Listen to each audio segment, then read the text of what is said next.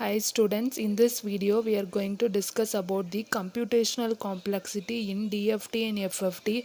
Already we have discussed about this computational complexity in DFT. So this is the formula to compute DFT in order to calculate each value of k, that is for substituting k equal to 0.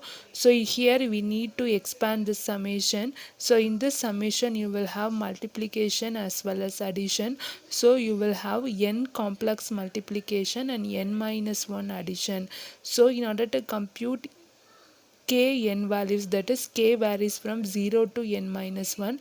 So n values, we need n square multiplication and n square minus n addition. It is nothing but multiplying this by n values, you will get n square multiplication and n square minus n addition.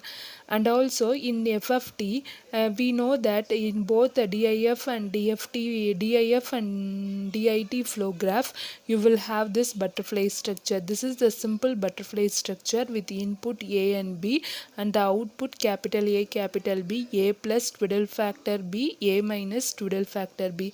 Every stage has these butterfly.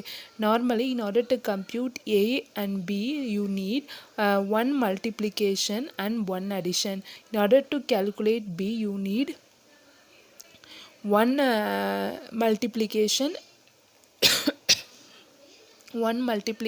and one subtraction. Okay, so if you want to perform both A and B, so what you need is, there is no need to perform this multiplication again. It is enough to have this multiplication and we can use that for calculating B.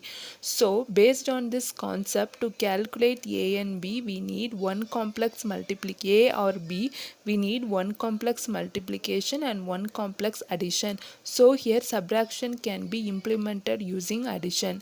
Okay, so next, by changing the sign. Okay, so therefore to compute A and B, so in order to compute this A and B, you need one addition and subtraction. I told that we are going to implement using this subtraction using addition, and just by having multiplying the values by minus and then adding it.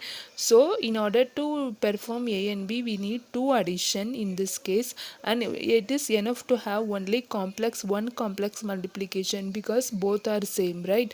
So in order to compute A and B, you need one complex multiplication and two complex addition.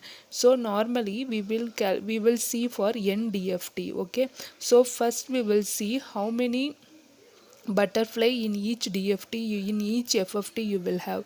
So in each FFT, consider an 8-point DFT. So this is the considered a DIT FFT first stage, you will have 4 butterflies, right? So same here, in 8-point DFT you will have 4 butterflies. Similarly here for n point, so you will have n by 2 butterflies. Suppose your n point is n is 4, you will have 2 by 2 butterflies. In 4, if the inputs are 4, you will have another butterfly similar to this, right? So you will have 2 butterflies. So depending upon this formula, we are going to calculate the number of butterflies. Okay, then this butterfly will repeated for number of stages. Okay, you will have 3 stages in n is equal to 8.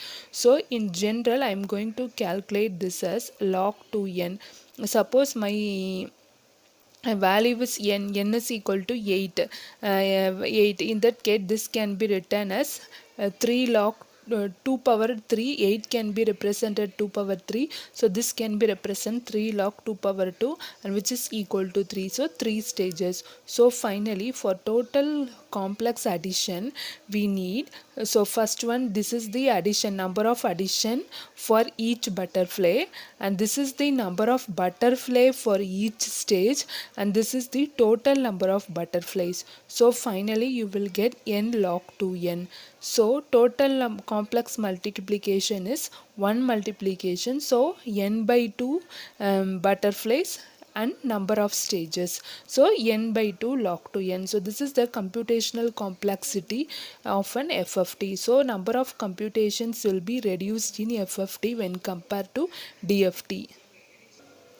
consider this DIT FFT algorithm. So this is the one butterfly diagram. Okay, so it required one complex multiplication and two complex addition.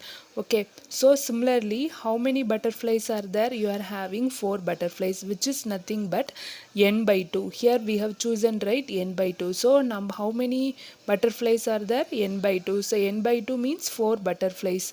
So in this case, so here here it is log to n. This log to n is nothing but the number of stages.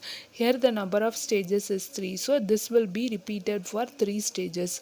Okay, so you will have log 3 2 into n by 2 represent the number of butterflies and log to n represent the number of stages. Similarly, you need to perform multiplication for the stage.